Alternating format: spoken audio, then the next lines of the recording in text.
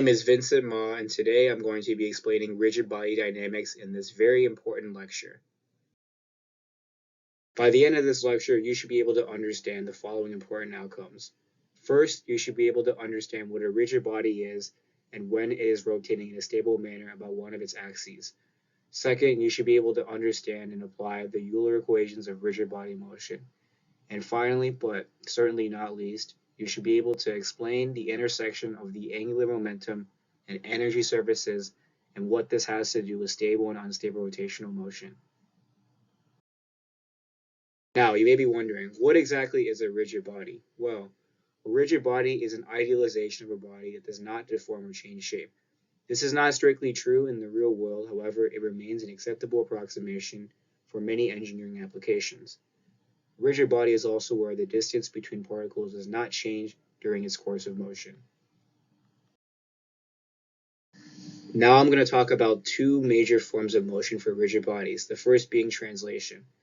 As you can see in this diagram, a rigid body is being moved from its fixed coordinate system into the translating coordinate system, having points A and B inside the rigid body. By relating these 2 points, we can write the following position vector.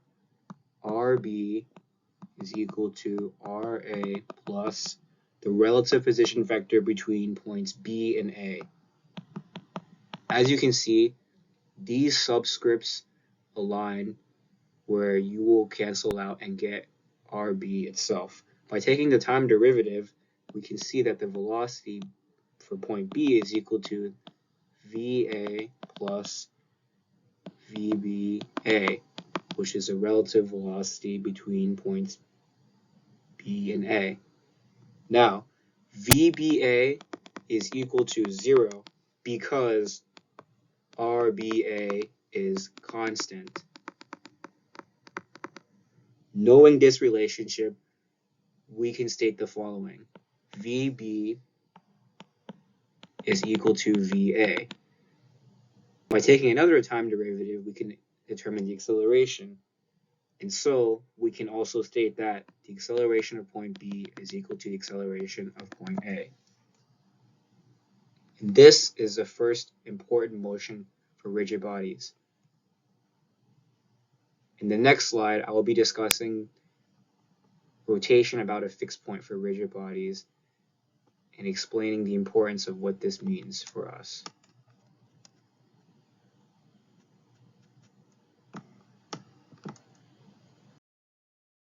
In this diagram, a rigid body is rotating about the origin point O with a point P on the edge. This point P is defined in terms of theta, and its angular position is given by d theta. The angular velocity is simply the time derivative of theta related in terms of the Greek letter omega. By taking one more time derivative, we can see that this would be the angular acceleration alpha. And this is another important rotation for rigid bodies. We can see the expression for the Euler's equations of rigid body motion in its most general form.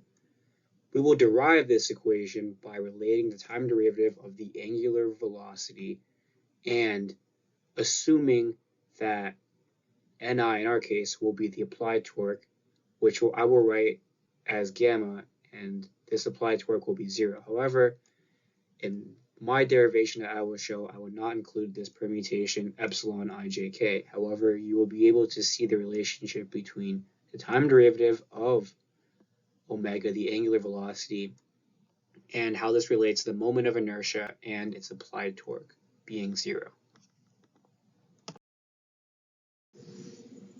Consider an inertial frame containing x, y, z, and a body frame containing the unit vectors e1, e2, and e3.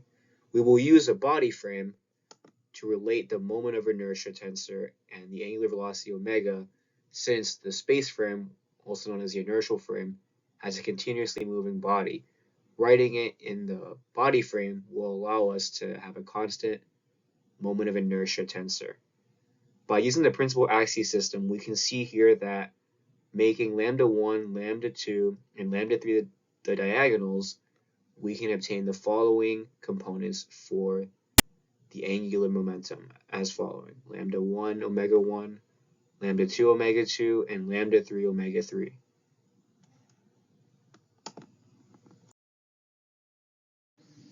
Now, the derivative of the angular momentum in the space frame allows us to equate the generalized force torque as shown here. In order to relate the space frame vector, we can express the body frame plus the cross product of the angular momentum and angular velocity in this same frame. Rewriting the time derivative of the angular momentum body frame as L dot, we can simply compute the cross product between the angular velocity and angular momentum as shown. Taking the components of both the inertial and body frame, we can compute this determinant and obtain the following expressions for the Euler's equations of motion for rotation, where we have gamma 1, gamma 2, and gamma 3 as simply the mathematical expansion of the angular momentum time derivative and the cross product of the angular velocity and angular momentum. Now, in terms of the stability for this rotational motion, we can apply small changes to all three of the axis systems.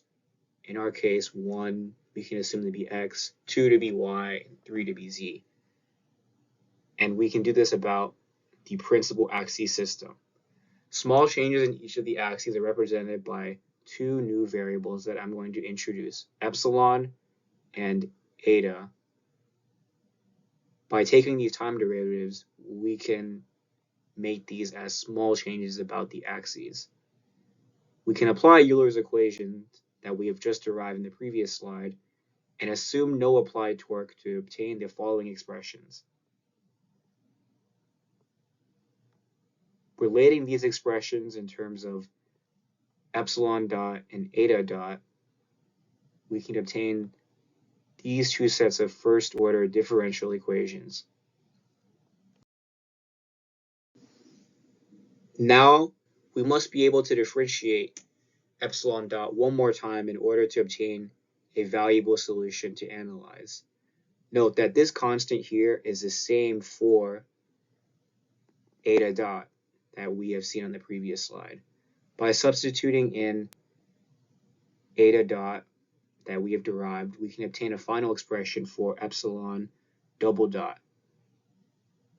Now, after obtaining the second order differential equation, we can see that oscillations about this axis, axis 1, will be unstable when this constant is negative. However, positive solutions will grow exponentially.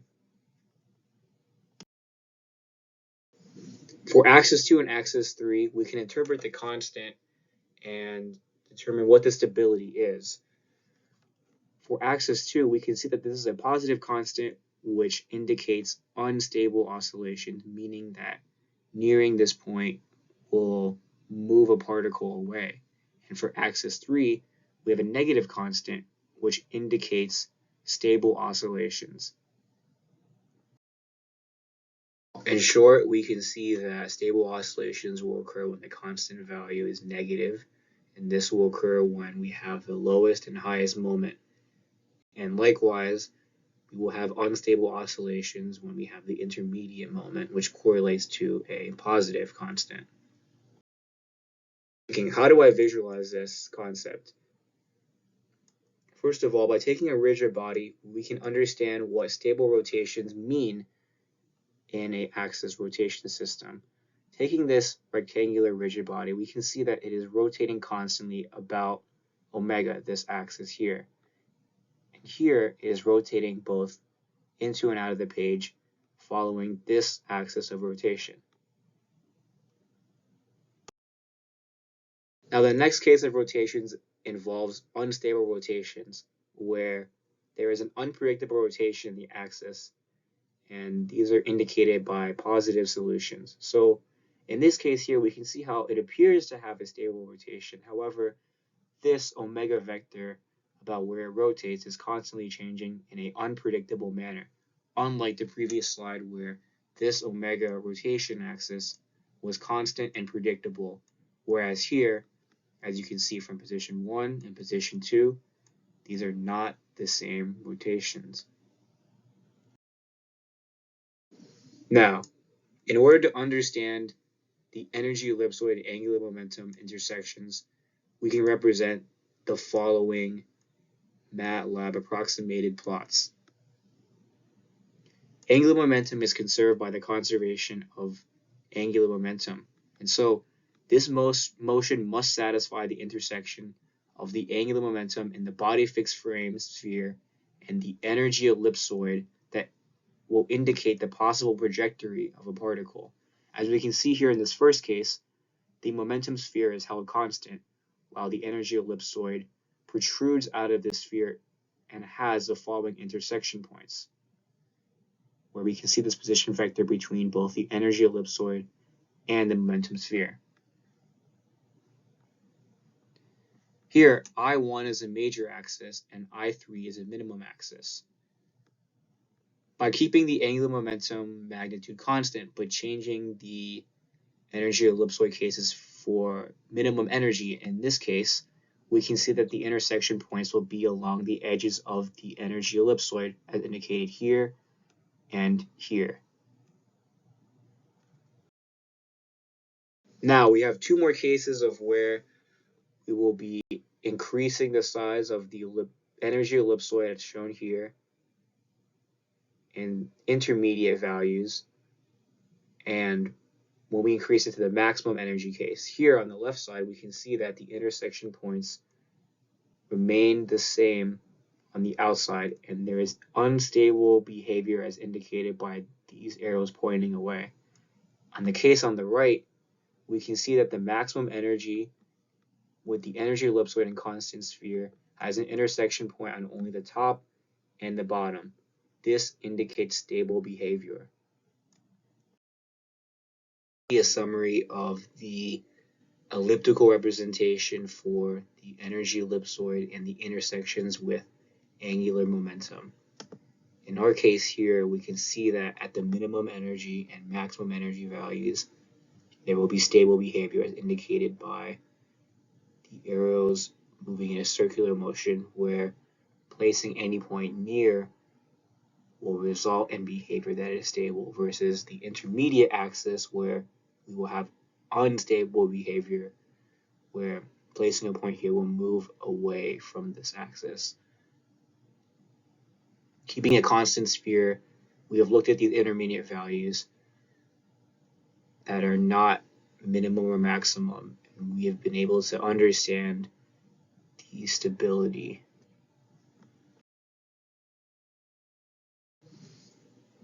All in all, we should be able to understand and apply the learning objectives as stated in the beginning of the lecture. You should be able to now understand what a rigid body is and when it is rotating in a stable manner about one of its axes.